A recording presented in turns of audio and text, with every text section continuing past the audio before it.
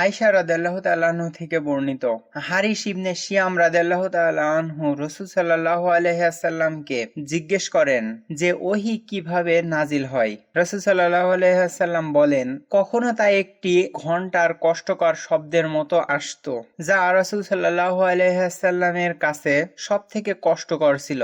সেই মুহূর্তে ওহী শেষ হলে তিনি যা শুনেছেন তা মুখস্থ করে নিতেন। আবার কখনো ফেরেশতারা মানুষের রূপে এসে সরাসরি কথা বলতেন আর নবী যা শুনেছেন তা স্মরণে রাখতেন। আয়েশা রাদিয়াল্লাহু তাআলা আনহা আরো বলেন, আমি শীতের তীব্র দিনে দেখেছি ওহী নাজিল হলে রাসূল সাল্লাল্লাহু আলাইহি সাল্লাম কাঁপতেন এবং ওহী শেষে তার শরীর থেকে ঘাম ঝরতো।